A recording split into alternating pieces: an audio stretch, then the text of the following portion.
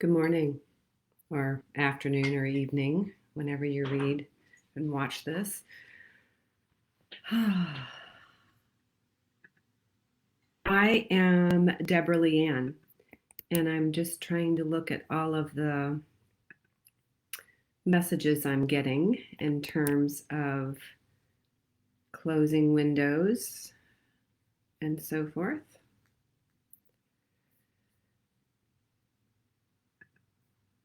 And I wanted to welcome you to Embodying Your Spirit for leading for transformation, for change. We are being called, and if you're here, that this time is so important that we open and soften to more of who we are. We already are 5D leaders. I believe that. And each of the activations and the beauty of the energy that's being held in this sacred space this weekend at the Light Summit has enhanced that, has opened us. And I want to just, before we dive into material, there's a couple of things I'd like to do. And one of them is an invocation and a land acknowledgement. And then we'll get into what the different components in terms of centering into this open and beautiful space where we can we can see new possibilities, we can receive new downloads, we can emit more of our light. Because I believe if you're here, you're a light worker in some form or fashion. You're already, if not in the 5D land, like many of my sisters who have presented, you're in the way, on the process, towards that place. And many of us who are bridges between the 3D and the 5D land, we kind of bop in between, dancing between where we want to take people and opening to a space of what's the word I want to use? Opening to a space of beingness where we are that light more and more and more. I am not going to be really good at staying in my center and listening and looking for posts. I will do so at another point. And anyone who does respond to this video, I will make sure that I answer your questions or acknowledge your thoughts and concepts that you want to share in relationship to this information at a later time. I want to stay with you here in this opportunity of staying open and soft. So let us begin. We are in the week following a national holiday here in the United States that acknowledges and celebrates the white man coming to our country and pretty much taking over. The beginning of the unright and unlawful and definitely uncompassionate way of taking over this land. And I want to acknowledge that I am hailing to you. I live and work and play and create in the area of St. Louis, Missouri. And we have a number of beautiful 14 Illini Federation tribes that have all lived here at different times. And I want to thank them and all of our ancestors for preserving this land, for safekeeping it, and for bringing forth the magic of this particular place on the planet so that I may tap into it. And it's available to all of us, the beauty and the light and all of it. Secondly, I would like to read, I don't know if anybody, I know gene keys have been talked about by several people, and I want to There's a really short section in The Sacred Seals by Richard Rudd. And I don't know if anyone has dived into that particular study of this mysticism. And this is so much about the opening to our light. And what I want to say in terms of perceiving the inner light of illumination, he suggests that we might first want to move through imagination. And the creative imagination is the means by which inner light is given shape in the mind. So it's that 5D and beyond into this 3D matter that we are, and into our heart. And such a realm exists at a higher frequency than our ordinary thinking mind. So you're not going to be able to enter it just through visualization. It's opening and expanding your imagination to beyond what you might be able to see with your mind's eye. And it's a spiritual longing. It needs to be animated by a higher purpose. So what is wanting to come through you as a 5D leader? What is it that you want to change? Because that center of care, and we'll talk a little bit about that later, is what lights up and animates and opens our hearts to take this work into a bigger realm, to expand this light here in this particular place on the planet, in your particular place on the planet, or in the galaxy. But for right now, I'm speaking in terms of leadership, in terms of humanity, in terms of where we go with this information. So the combination of aspiration and inspiration is what opens us. And I think that that is one of the most beautiful ways I've heard in terms of tapping in to the 5D energy that we already have access to. It's just how do we open and soften? And that has been a mantra of mine for a few years. Open and soften. Because what happens is our human 3D form wants to shut down, wants to close off the pain, wants to not see the ugliness, wants to skip over our shadow work that we need to sit in and feel. So if that's not the type of spiritual believing that you want to hang out in the higher realms, I applaud you. And I know that we have so much work to do to be with what is. We have a lot of things that need to change. And by centering into the care of, oh, that is not right. Let's move forward in a new way. That animates and opens us, our hearts, our bodies, our minds, to get to someplace new. So, are you with me? Let's dive in through a centering process. And I want to acknowledge that typically this is best done standing. And since I can't see you, I would suggest that you get to a space that is away from your screen where you can still hear, but that you can feel more deeply if you've got space to move around and open and expand your energy.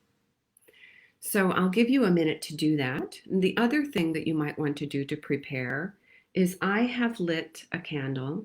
I have anointed myself with oils. And these are ways of tapping in for me to light, to more light, to expanding my light. It also creates a sense of connection. My light, my candle lit, and your candle lit are sharing, the light. And we get to play with the connection and the community that comes. And that's what's been so amazing about this Light Summit is the community here is, I've seen the word yummy, and I love that. Delightful, delicious. And it's the most sacred, safe space to play in everything that's coming through, everything that's opening up for you. And it may not feel as safe to do this in other communities or circles that you're a part of. So thank you, Abigail, and to all the presenters this weekend who have created this space, and all of you who are listening and adding and amplifying this energy here on the planet. So as we begin the centering, I'm going to take you through a series of somatic intelligence and awareness. And we allow your eyes can close if they like, or you can just lower your gaze. We very often close our eyes to focus on our inner landscape and to see the beautiful things that are behind our mind's eyes. And as we do that, sometimes we close off to what is and to everything else going on. So how do we acknowledge our alignment, our presencing to what is, as well as what's going on all around us? My suggestion is that we start practicing doing this centering work with our eyes open. So let's see how I do. I'm sure I'm going to close mine at times. So we're just going to start with the word alignment. And by the alignment, I want you to imagine a mountain, broad and wide and heavy and held and grounded deeply into earth.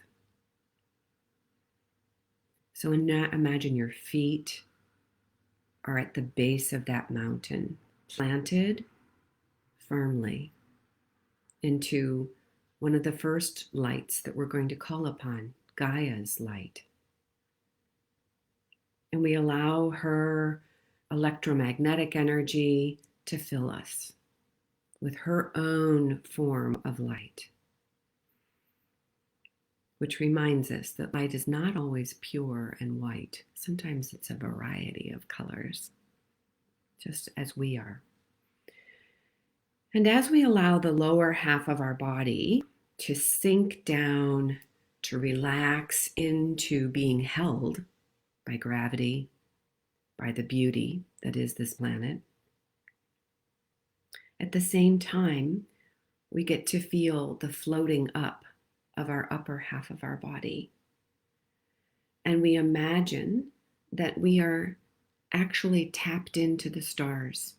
And I know many of you are comfortable and well-versed with the communications with the beings that many of us feel family to. And we imagine that those stars are all above us, lighting us.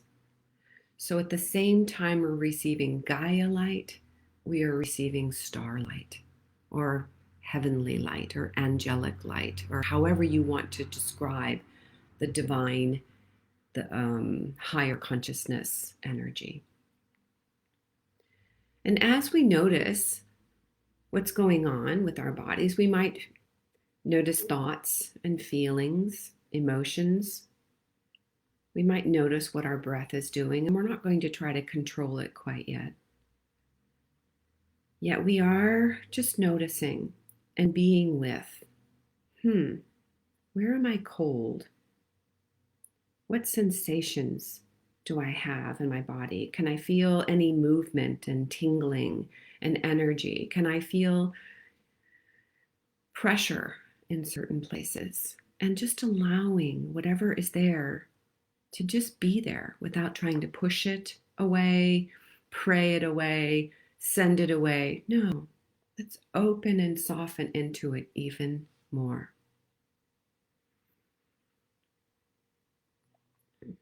And this I call centering into this full length of who we are. I call this centering into our dignity, our value, our worth, who we are and who we're here to be. And you can see that it's a center between the two juxtapositions, the divine and the physical. We're both. So we feel into that. The next dimension of centering that I'd like to introduce you to is to center into our width. And by that, I mean really allowing that this column of energy that we've created, this bridge between heaven and earth back up to heaven, between Gaia and the stars that we are, can we broaden that?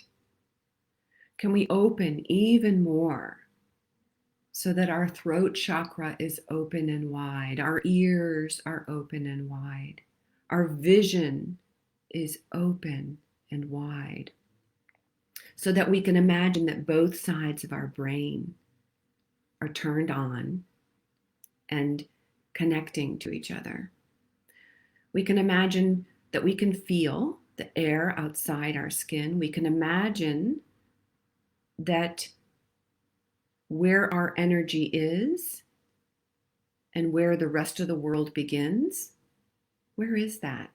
How much are we sending out and how much are we holding in?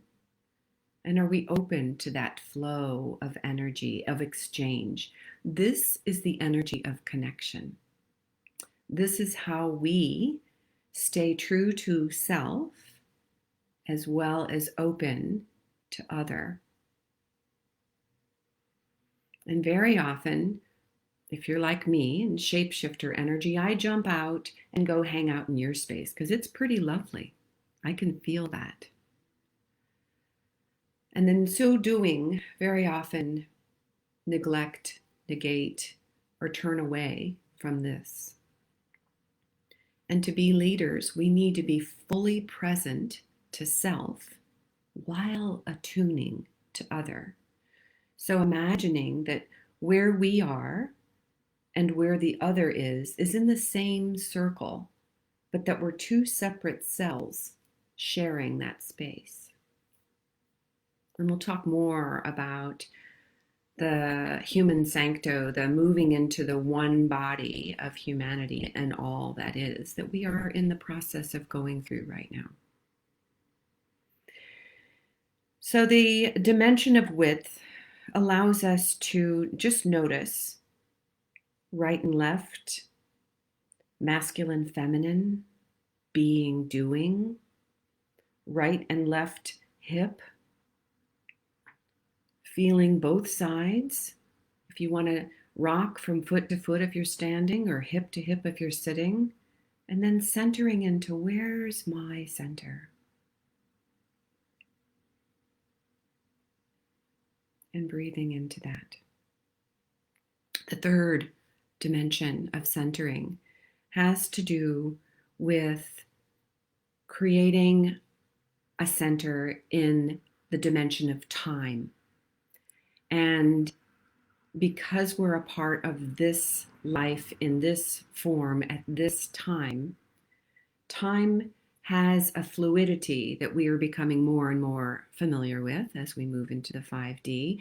And it also has an experience that we want to appreciate, be grateful for, and notice and play with the differentials of them. So what I mean by that is, if we can imagine that everything behind us, our ancestors, the original peoples that lived on this land, all of my experiences that have brought me to this moment, I'm so grateful. But that is not who I am. Even 5 minutes ago is not who I am now. So we acknowledge, appreciate, and own that that is me. It's not all of me, but it is me. It is you. All of that experience, this lifetime, other lifetimes, doesn't matter. It has brought us to this place in our soul's development. In front of us is all that we are becoming. Everything that we aspire for, our imagined creative pursuits in the world, that beautiful, hopefully hope-filled future that we see is not yet. It is not who we are. Yet we already are it. True, we are. We're everything, the full gamut. Yet in this form, it's important to realize that I don't want to be sitting in the past, and I don't want to be sitting in the future.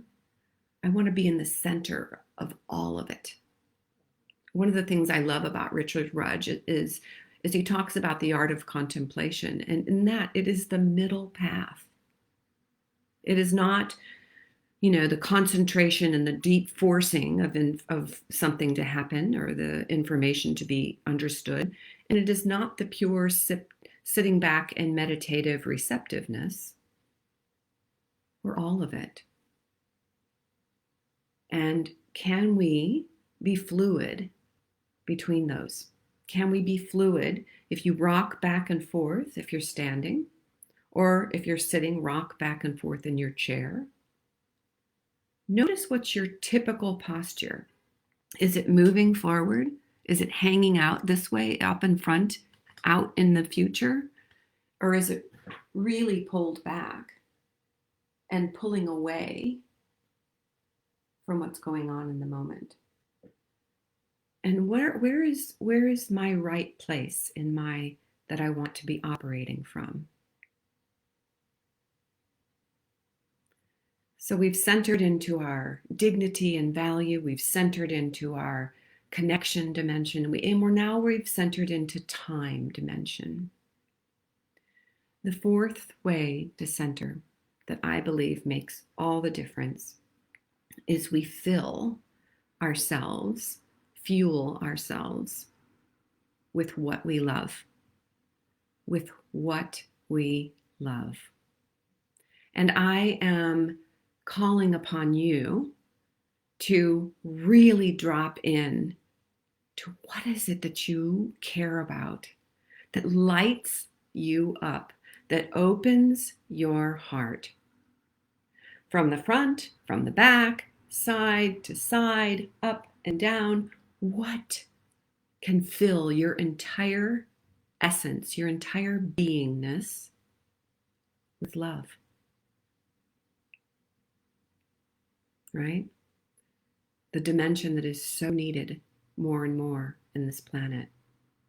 I tend to say light love because to me, light and love are kind of synonymous.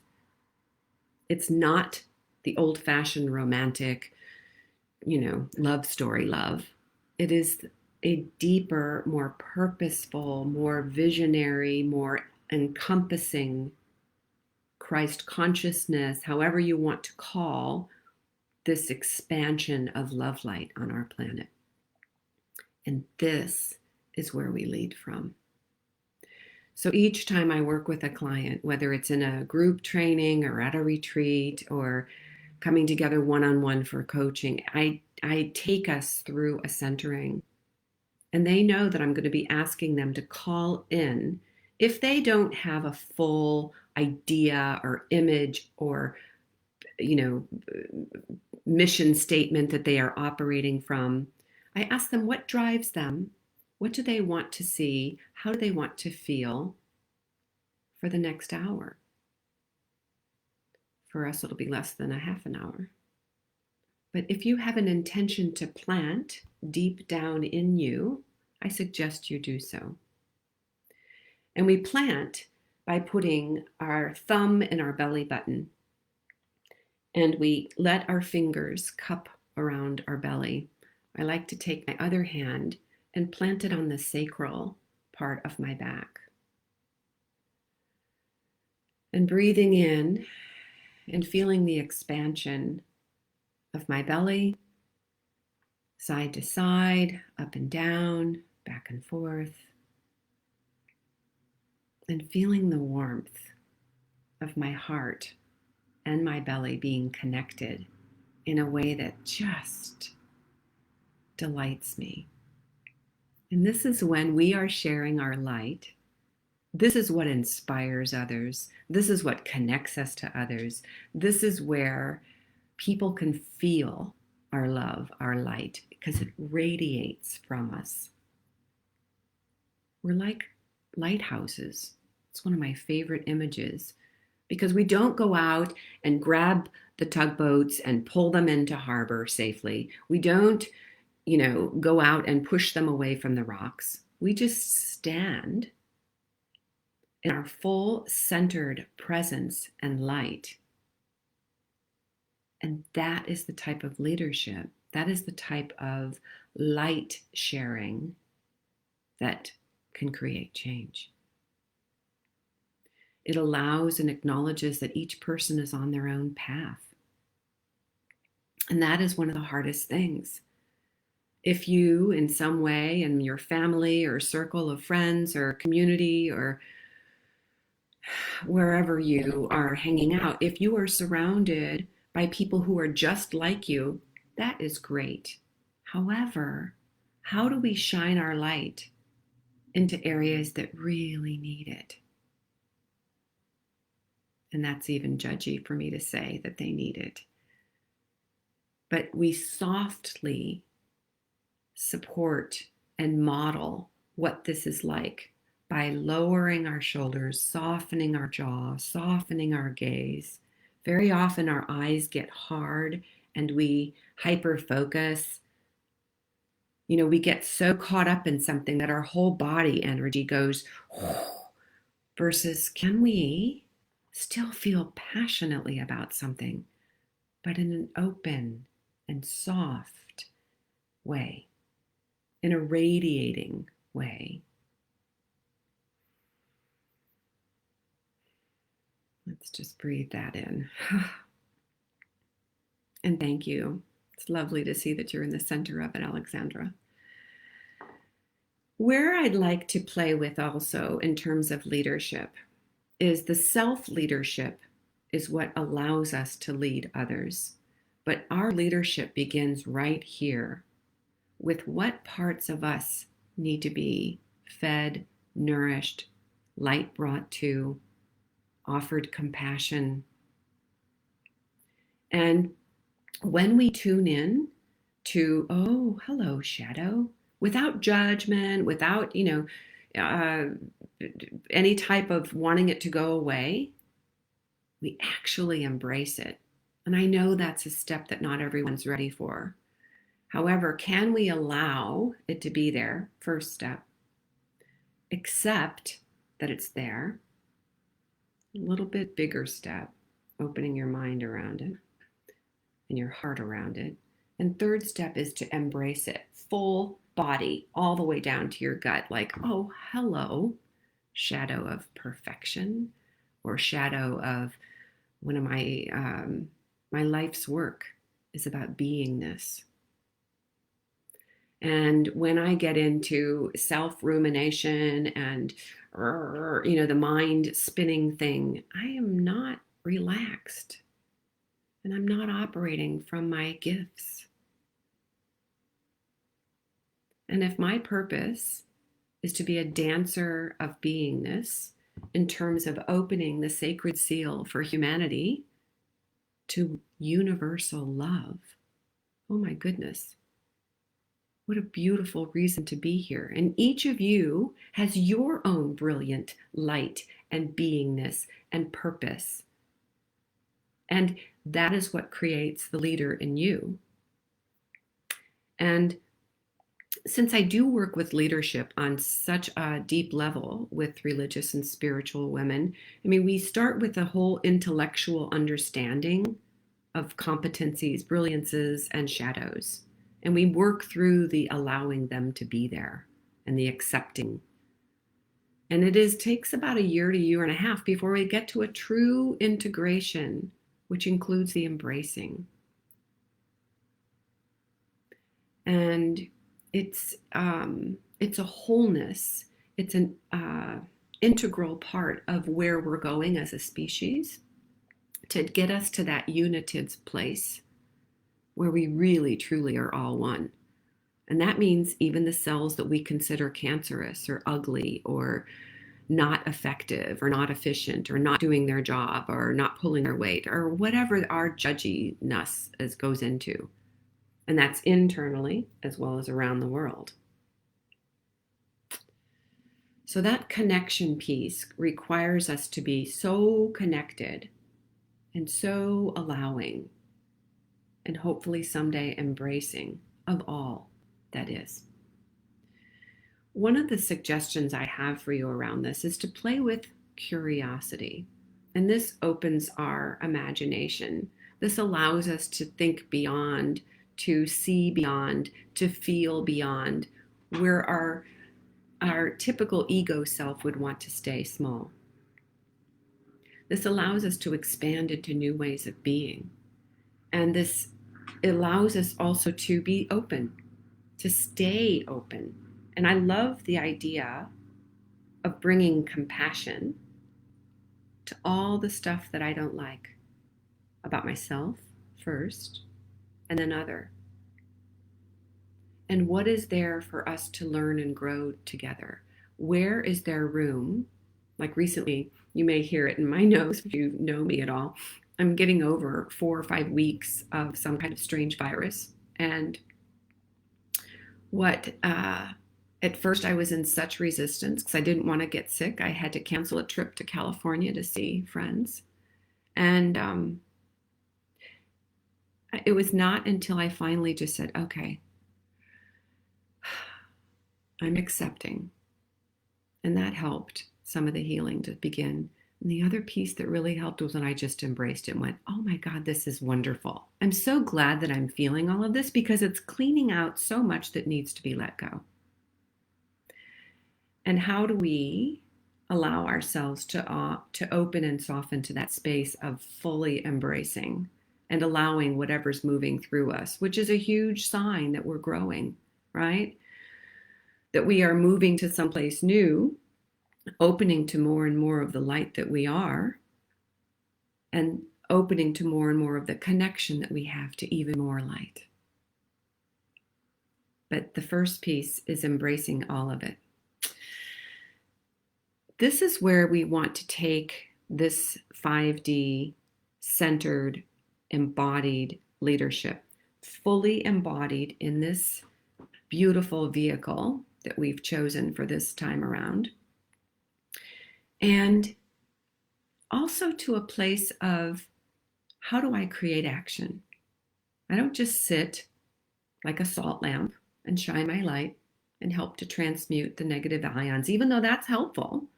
But leaders don't just sit. We take our centering into action. We move it to the next level. And that's how we scale, like fractals in sacred geometry. If you're interested, that's something I would love to talk about at some point, is the sacred geometry of the work that is driving the more deeper somatic and spiritual leadership work that I'm doing with people. So anyway, the sacred geometry and the physics of leadership, I've got all kinds of geeky, I have a white paper on that I'm happy to share if it's of interest to you.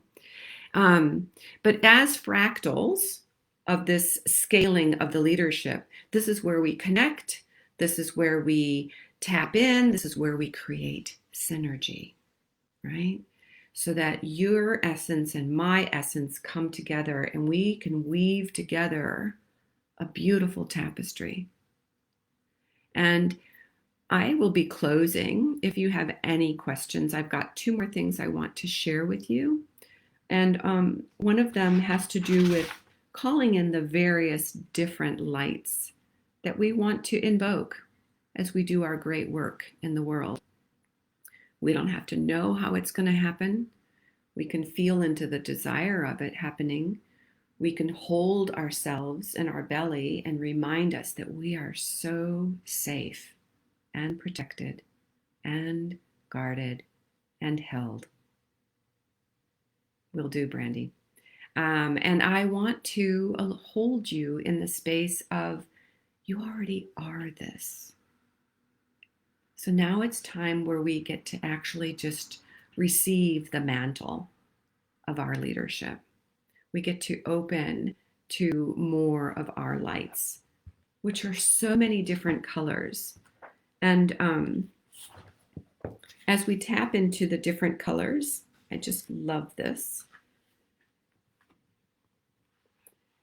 In the 7 sacred seals, each of the sacred seals has a star, has an invocation that's beautiful on its own. It also has a ray of light and an angelic transmutation that comes through. On each of them, there's also a bodhisattva and a Christian attachment to each of the different ones. So whatever your uh, connection to the divine might be, you'll find it yourself at home in this process. So in the 7 rays of the angelic spectrum, I would like to invoke that for the sacred seal of divine will, allowing what is to be versus us trying to drive an agenda. Incandescence. What a beautiful form of light. Incandescence. And it's white gold emanation. Can you find and hold that in you? Secondly, the ray of phosphorescence is attached to omniscience. And if you say it the Richard Rudd way, it's omniscience, which I love. And this is a sharp crystal blue emanation. And he describes it as burning like the eye of God. So let's open and breathe that into our system. The third is rubescence. It's attached to the city quality of universal love. And rubescence is a wonderful quality of red gold.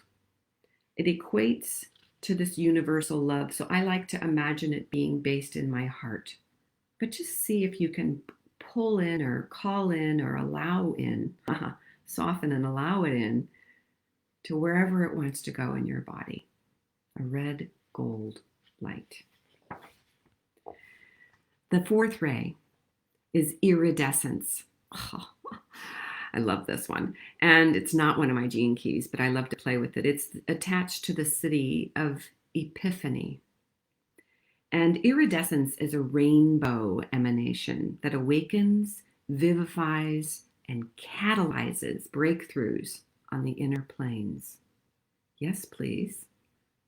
Let's allow some iridescent rainbow energy to just flow through this beautiful system of matter that we call our body. And breathing that in. The fifth ray is pearlescence, and this is attached to forgiveness. And we all could use that. I'll speak for myself, but I'm going to speak to the collective as well. Pearlescence is a soft, subtle, silver gray emanation that instead of radiating light, softens and diffuses all the energy it comes in touch with. I like to imagine this as being like moonlight, that silvery light that just is, actually it's reflected, right? The moon is reflecting that light from the sun, and it is so soft and comforting to our system. So let's welcome in that beautiful pearlescence. Just 2 more. The sixth ray is quiescence, and this is attached to the city of truth.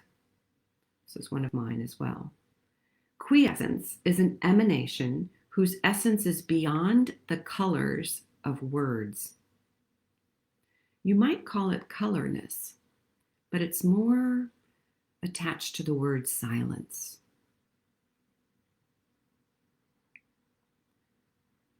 And I really like to have the space, sometimes stillness, and creating the sanctified sanctuary of silence.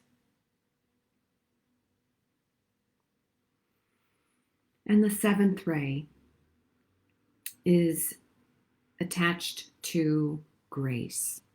What a beautiful city and sacred seal for us to open here in the humanity and the collective consciousness. And luminescence is similar to the white light of the outer senses that contains all of the hidden layers of the rainbow. So it's the full spectrum that comes together in that white light. And as we call forth and allow and receive each of these lights, these different forms of light, imagining that we are standing on earth with Gaia's light pouring into us whenever we just create that connection. It's always pouring in, but the awareness of creating the connection amplifies it. Secondly, allowing the moonlight to receive all of that beautiful, milky, to me it feels very healing and soft. It reminds me to lower my shoulders and soften my gaze and open my heart. What will it do for you, that beautiful pearlescence of white moonlight, silvery white moonlight? And then I think of our hearts as being the rubescence, that red gold. And I always tend to, maybe because my star family is more towards the Arcturian blue, but I always think of the stars in terms of opening our vision and broadening our ability to see and imagine beyond what our normal eyes see, attached to that blue crystal ray of light. And I ask that each of you, as you move forward into your leadership, however that may be, that you remember that all of change takes a bit of discomfort as we release, as we let go.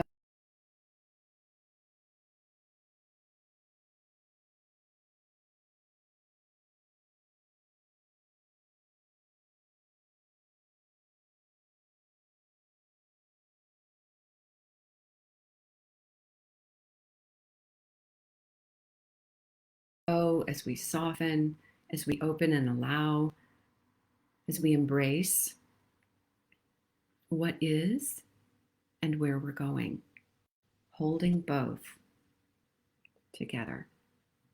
That's the way through and forward, in my humble estimation. Oh, hello, Trish. And I am so grateful that you have been here, and I appreciate all of the presenters and all of the beautiful souls that are going to listen to this in the future. And I just want to say, Abigail, what you've created here is spectacular. And I had no idea. I mean, I did have a couple notes. I have a very short thing, and I brought this book upstairs, but I didn't know where I was going to go today.